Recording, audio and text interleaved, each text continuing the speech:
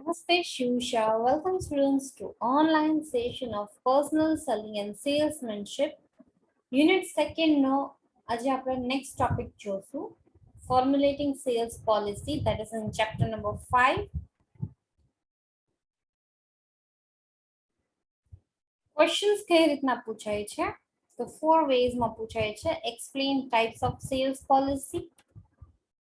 કાં તો તમને ઇન્ડિવિડ્યુઅલી પૂછશે, right a note on pricing policy એ પૂછી શકે, sales distribution policy or else credit policy, એવી રીતના ઇન્ડિવિડ્યુઅલમાં પણ પૂછાય છે as a short note, or else detail note on formulating sales policies, or એમ કીધું હોય કે various factors affecting sales policies, right.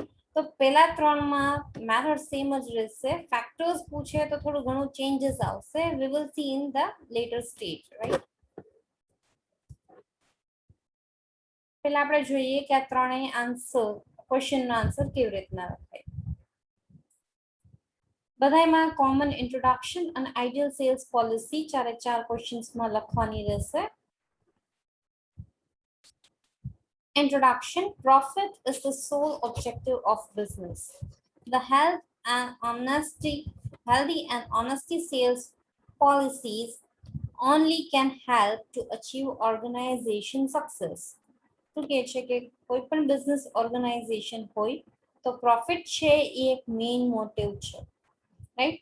Cells policy તમારી ઓનેસ્ટ અને હેલ્ધી હોય તો તમારો ઓર્ગેનાઇઝેશન છે એ સક્સેસ અચીવ કરી શકે. તો આઈડિયલ સેલ્સ પોલિસી કેને કહેવાય, રાઈટ. તો આઈડિયલ સેલ્સ પોલિસી છે એમાં ત્રણ પોઈન્ટ્સ હોવા જોઈએ. ફર્સ્ટ શું કે છે, ideal sales policy is one which number 1 help customers by providing reasonable price goods at the right time and place. Second KJ to provide profit and margins to producers and middle. And third says saves time, energy and human efforts. તો પહેલો point શું કે છે કે customers ને reasonable પ્રાઇસે goods and services આપણે આપીએ, right. એ લોકોને જ્યારે જોતા હોય ત્યારે અને જે જગ્યાએ જોતા હોય એ જગ્યાએ. સેકન્ડ શું કે છે કે ભાઈ એ લોકોને કસ્ટમર્સની નીડ્સ ની બધી વસ્તુનું ધ્યાન રાખ્યું, તો સાથે સાથે પ્રોફિટ માર્જિનનું પણ તમારે ધ્યાન રાખવાનું છે, રાઈટ. પ્રોડ્યુસર્સ ને મિડલમેન ને સારું પ્રોફિટ માર્જિન્સ મળવું જોઈએ. નેક્સ્ટ શું કે છે કે saves time, energy and human efforts. Sales policy એવી હોવી જોઈએ જે ટાઈમ કન્ઝ્યુમિંગ ન હોય અને હ્યુમન્સ એફર્ટ્સ ના વેસ્ટ પણ થાય નહીં એવી હોવી જોઈએ. હવે તમારો આન્સર સ્ટાર્ટ થાય છે. that is types of sales policy. You have to draw a triangle. આવી રીતના પ્રેઝન્ટ કરવાનું. types of sales policy. Number 1 sales distribution policy, pricing policy અને credit policy. આ ત્રણ પોલિસી આપણે અહીંયા સ્ટડી કરશું. રિમેમ્બર જ્યારે સેલ્સ પોલિસી કીધી હોય ત્યારે તમારે ત્રણેય વસ્તુ લખવાની છે. ઇન્ડિવિડ્યુઅલી પૂછી હોય પ્રાઇઝિંગ પોલિસી કે sales distribution policy, credit policy, તો તમારે એ પર્ટિક્યુલર પોઈન્ટ જ લખવાના રહેશે. ક્લિયર?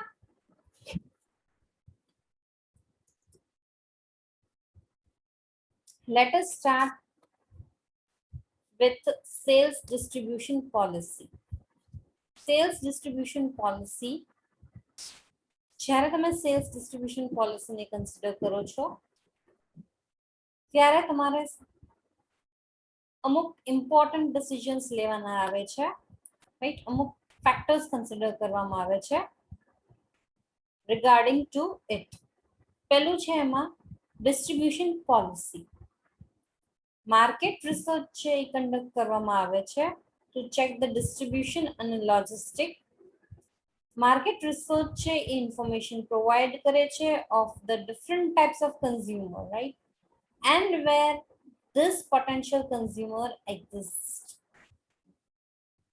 ઇન્ફોર્મેશન છે એ રિસીવ કરવામાં આવે છે to the customers with the detailed information, economic conditions, product ની usage શું છે, characteristics profile of customers, etc. આ બધા aspect ને તમે એમાં study કરો છો.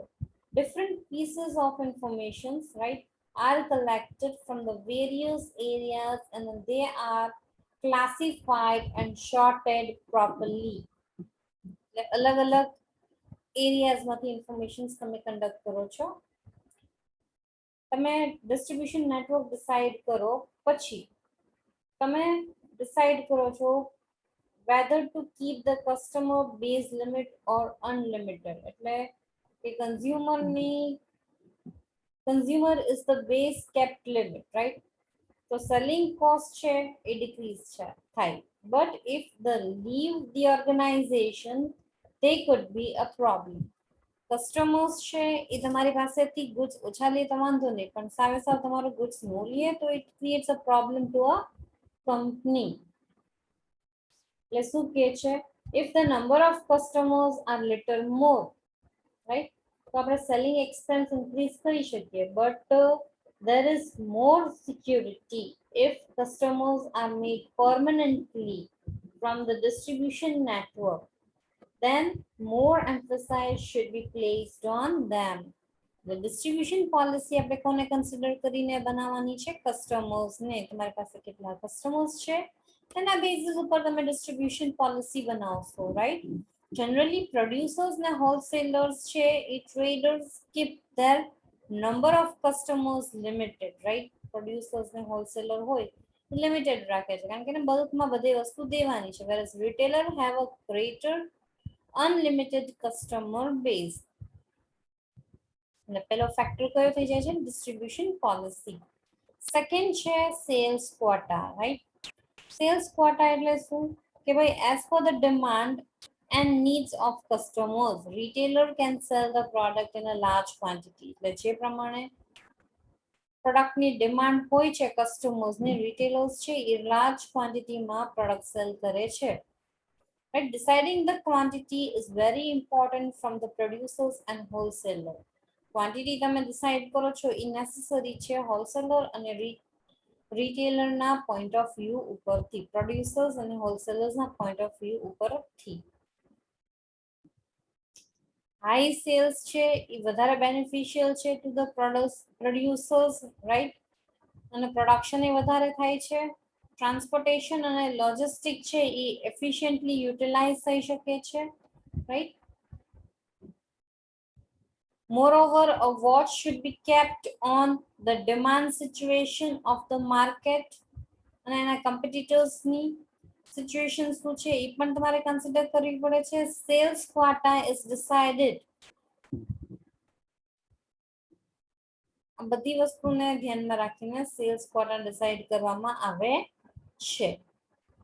સેલ્સ ક્વાટા એટલે નંબર ઓફ પ્રોડક્ટ તમે જેટલું ક્વોન્ટિટી સેલ કરવાના છો એ. નેક્સ્ટ છે ડિસ્ટ્રીબ્યુશન સિસ્ટમ. ડિસ્ટ્રીબ્યુશન સિસ્ટમ છે it has to be decided whether to have a direct or indirect method. આપણે જોયું તો ડિસ્ટ્રીબ્યુશનમાં, રાઈટ, ડાયરેક્ટ અને ઇનડાયરેક્ટ. ડાયરેક્ટ મેથડમાં શું હોય છે તો તમે ડાયરેક્ટલી કસ્ટમર્સને અપ્રોચ કરો છો, whereas ઇનડાયરેક્ટ મેથડ તો ઇન્ટરમીડિયેટરીઝ થ્રુ તમે તમારો પ્રોડક્ટ ડિલિવર કરો છો. ભાઈ તમારે કઈ મેથડ ફોલો કરવી છે એ પણ તમારી સેલ્સ પોલિસીમાં કન્સિડર કરવામાં આવે છે. એના બેઝિસ ઉપર જ તમને ખ્યાલ આવે છે, તમે ડિસિઝન્સ લ્યો છો કે તમારે કેવી ટાઈપના પ્રોડક્ટ સેલ કરવા છે અને કઈ સેલ્સ પોલિસી અડોપ્ટ કરવી છે. Next, sales conditions. All the types of decisions like whether to sell the goods on credit or not, duration of credit કેટલું કહીશે, રાઈટ, ઇન્ટરેસ્ટ તમે ચાર્જ કરશો કે નહીં, કયા રેટે તમે સેલ કરશો, તમે ડિસ્કાઉન્ટ આપશો કે નહીં ઓન અ પરચેઝ, રાઈટ, ડિસ્કાઉન્ટનો રેટ શું હોય છે, આફ્ટર સેલ સર્વિસીસ કઈ છે, આ બધા ફેક્ટર્સ સેલ્સ કન્ડિશન્સની અંદર આવી જાય છે. All this conditions should be considered properly અને એનો કોસ્ટ છે, right, cost of the institution should be considered. આ બધી કન્ડિશન છે એ તમે જ્યારે બનાવો છો ત્યારે આ બધી વસ્તુનું ધ્યાન રાખવાનું રહે છે while formulating the strategies. સાથે સાથે તમે કંપનીના બ્રાન્ડ અને એની રેપ્યુટેશનનું પણ કન્સિડર કરો છો. તો અહીંયા તમારો ફર્સ્ટ પોઈન્ટ છે, that is first types of sales policy, જેને આપણે સેલ્સ ડિસ્ટ્રીબ્યુશન પોલિસી છે એ કમ્પ્લીટ થાય છે. નેક્સ્ટ એમાં આવે છે પ્રાઇઝિંગ પોલિસી. પ્રાઇઝિંગ પોલિસી છે એ એક ઇમ્પોર્ટન્ટ રોલ પ્લે કરે છે સેલ્સ પોલિસીમાં, right. The proportion of profit arises out of the sales, right, which depends on the price. શું કે છે કે કેટલું પ્રોફિટ તમે જનરેટ કરો છો એ કેના ઉપર ડિપેન્ડ કરે છે, તમે તમારા પ્રોડક્ટની પ્રાઇસ કેવી રીતના રાખો છો એના ઉપર. અગર પ્રાઇસ ઇન્ક્રીઝ થાય છે તો પ્રોફિટ છે એ પણ ઇન્ક્રીઝ થાય છે, but a very high price, right, can reduce the sales. એ પણ તમારે ધ્યાન રાખવાનું કે બહુ વધારે પડતા ભાવ લેશો તો કોઈ લેશે નહીં તમારું પ્રોડક્ટ અને અલ્ટિમેટલી શું થાય છે, સેલ્સ ને અફેક્ટ કરે છે.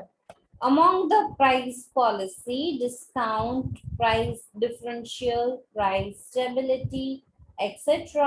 are considered. Right, આ બધી વસ્તુ કન્સિડર કરવાની રહે છે. Now let us see that પેલું શું કે છે કે ભાઈ કયા કયા ફેક્ટર છે, તો ફર્સ્ટ ફેક્ટર છે deciding the price. Price decide કરવા માટે, રાઈટ, વેરી કોમ્પ્લેક્સ પ્રોસેસ. કોઈ પણ પ્રોડક્ટની પ્રાઇસ ડિસાઇડ કરવી છે એ કોમ્પ્લેક્સ પ્રોસેસ છે. while deciding the price તમારે અમુક આસ્પેક્ટને કન્સિડર કરવા પડે છે, અમુક ફેક્ટર્સને કન્સિડર કરવા પડે છે, જેમ કે product cost, competition price, conditions of demand and supply in market, customer segmentations, risk element, right. પેલું છે પ્રોડક્શન કોસ્ટ. પ્રોડક્શન કોસ્ટમાં શું કે છે, price should be set at such a level so as to earn the reasonable profit margin, right. બધાય expense છે તમે ડબ કરી લ્યો, એના પછી તમે એક કોસ્ટ પ્રોફિટ માર્જિન તમે સેટ કરો છો. નેક્સ્ટ શું કે છે, કોમ્પિટિટર્સ પ્રાઇસ. એટલે તમે તમારે પ્રાઇસ કોમ્પિટિટર્સના પ્રાઇસને ધ્યાનમાં રાખીને સેટ કરવાનું રહે છે, રાઈટ. સે ફોર એક્ઝામ્પલ કોઈ પણ બાથિંગ શોપ છે આપણે તો એની ટોટલ કોસ્ટ 42 જેવી થાય છે, પણ માર્કેટમાં બધા પ્રોડક્ટ છે એ 35 ની આસપાસ છે, તો તમારા પ્રોડક્ટની પ્રાઇસ છે કોમ્પિટિટર્સને કન્સિડર કરીને એની આજુબાજુ જ હોવી જોઈએ, રાઈટ. બહુ વધારે રહેશે તો કોમ્પિટિટર્સ છે એ કોન્કર કરી લેશે માર્કેટને. એટલે કોમ્પિટિટર્સની પ્રાઇસને પણ કન્સિડર કરવામાં આવે છે જ્યારે તમે પ્રાઇસ સેટ કરો છો ત્યારે. નેક્સ્ટ છે condition of demand and supply in market. By conducting a market research, one can know the various trends in the demand, conditions, or situations of supply, whether there will be a shortage of goods in future or not, will have to be estimated. શું કે છે કે conditions of demand and supply ને પણ consider કરીને તમે પ્રોડક્ટની price set કરો છો. નેક્સ્ટ છે કસ્ટમર સેગમેન્ટેશન. કસ્ટમર સેગમેન્ટેશન એટલે શું કે તમે અહીંયા ટાર્ગેટ કરો છો, સેગમેન્ટ કરો છો, રાઈટ. કસ્ટમર્સ ઇઝ રીચ તો હાઈ પ્રાઇસ તમે કેપ કરો છો. If customer segment is poor તો sales will decrease if prices are higher, right. એટલે આપણે શું કહીએ છીએ, this will be a loss for the business unit. એટલે કસ્ટમર સેગમેન્ટેશન ને કન્સિડર કરીને તમે પ્રાઇસ સેટ કરો છો પ્રોડક્ટની. તમારે કયા માર્કેટ ટાર્ગેટ ઓડિયન્સને કેપ્ચર કરવાના છે. રીચ પર્સન હશે તો વધારે પ્રાઇસ હશે તો વાંધો નહીં, પણ પુઅર પીપલને તમે ટાર્ગેટ કરીને કરો છો અને એની પ્રાઇસ હાઈ હશે તો તમારો સેલ્સ થશે નહીં. તો આ બધા એસ્પેક્ટને તમારે જોવું જોઈએ. Next છે risk element. Generally in the business having the risk, the price level is also kept high. જે બિઝનેસમાં રિસ્ક હોય છે એમાં પ્રાઇસ લેવલ પણ કેવું હોય છે, હાઈ હોય છે. તો એ બધી વસ્તુ તમારે કન્સિડર કરવી જોઈએ. નાઉ સેકન્ડ pricing policy નો ફેક્ટર છે, that is deciding the price discrimination, or you can say differential price differential discrimination બે જ થાય. એટલે શું કહે છે, there should be a uniform price for all the customers, or depending on the situation there should be a price differential. એટલે શું કહે છે, બધાય કસ્ટમર્સ માટે યુનિફોર્મ પ્રાઇસ હોવી જોઈએ. કન્ડિશન શું છે કે સિચ્યુએશન સેમ હોવી જોઈએ, right. Customers, there should be a uniform price for all the customers, or depending on the situations there should be a price differential. અમુક એવી circumstances કે situations હોય તો તમે પ્રોડક્ટના prices differ કરી શકો છો. There should be a stable price, right? Stable price હોવી જોઈએ, but certain problems also needs to be considered. અમુક problems છે જેમ કે એ consider કરવા જોઈએ. Say for example, in some region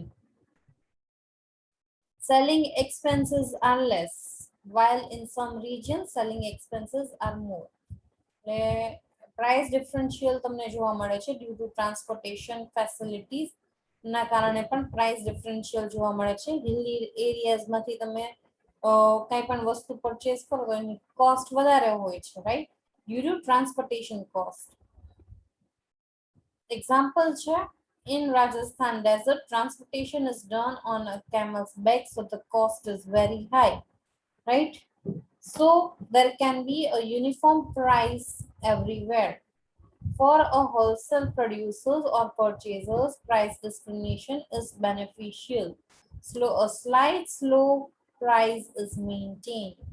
જ્યારે હોલસેલ ની વાત હોય છે ત્યારે પ્રાઇસ ડિફરન્શિયલ બહુ હોતું નથી, કારણ કે એ અફેક્ટ કરે છે. એટલે price discriminations, or you can say differential prices. Next છે deciding the discount policy. Discount બે ટાઈપના હોય છે, રાઈટ, ટ્રેડ ડિસ્કાઉન્ટ અને કેશ ડિસ્કાઉન્ટ. ટ્રેડ ડિસ્કાઉન્ટ છે નોર્મલી પ્રોડ્યુસર્સ છે એ આપે છે એના હોલસેલર્સને ઓર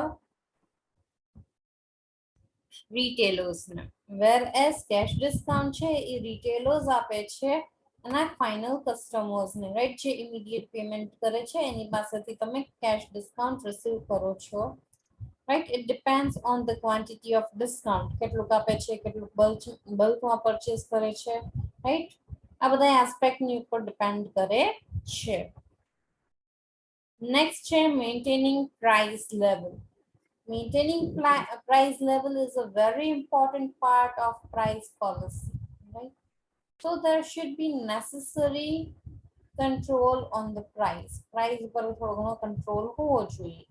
Fluctuation in price will affect the psychology of consumer adversely, due to which the firm's reputation will be in danger. The price level છે એ ઘડી વળી ફરે, રાઈટ. પ્રાઇસીસ હું ઘડી વળી ચેન્જ કરું, કોક દી 30 રૂપીસનો, કોક દી 40 રૂપીસનો, કોક દી 20 રૂપીસનો, તો કસ્ટમર્સના માઇન્ડસેટને અફેક્ટ કરે છે. તો આ ફેક્ટરને પણ તમારે કન્સિડર કરવાનું છે. પ્રાઇસ સ્ટેબિલિટી હોવી જોઈએ, ઓકે. નેક્સ્ટ છે credit policy. Every business unit wants to sell the goods on cash, right, but conditions and situations resist it. બધા લોકોને કેશમાં સેલ આઉટ કરવું જ છે, પણ ઘણા બધા એવી કન્ડિશન્સ છે જે હિન્ડર કરે છે, રાઈટ, કે આપણે કેશમાં સેલ આઉટ નથી કરી શકતા.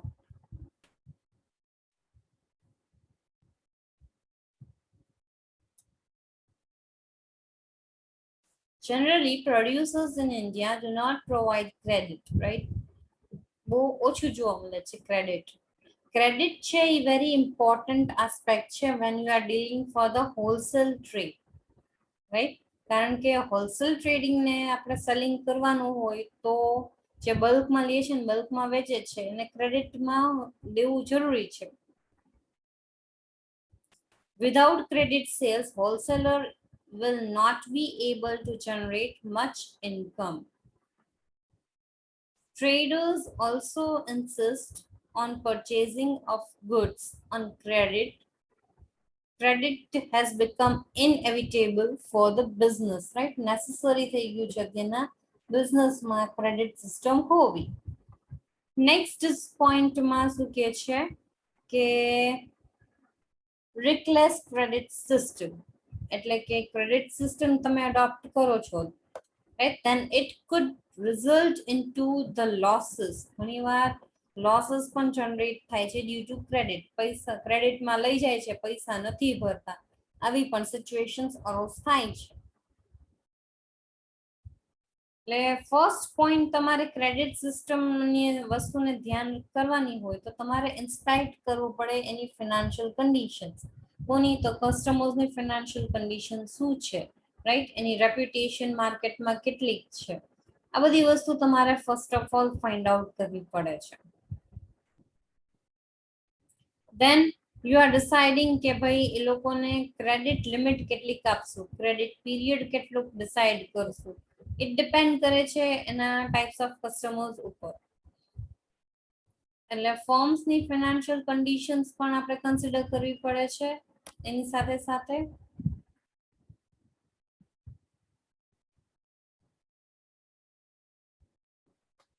નેક્સ્ટ કે છે કે ભાઈ present a certificate.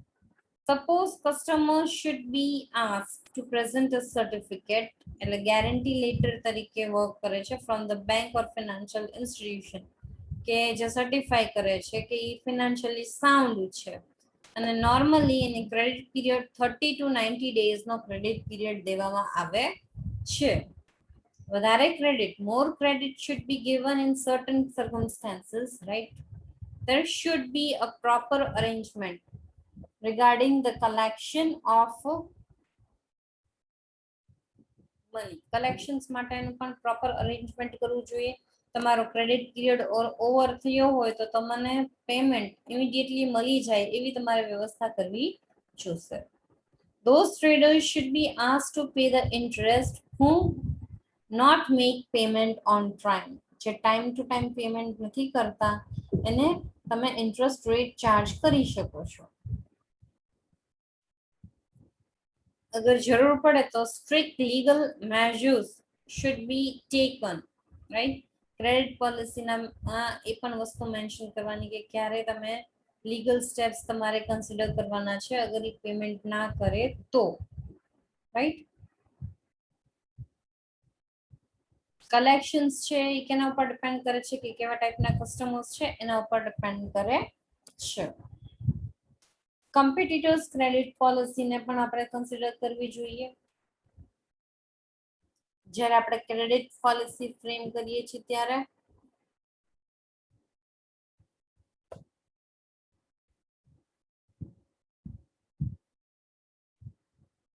છેલ્લે કે છે કે સેલર માર્કેટ છે પરમેન્ટ, અત્યારનો સેલર્સ માર્કેટ છે, એટલે ક્રેડિટ અમાઉન્ટ અને credit period should be decreased but if customers are the king, right, so say credit sales need not to be given.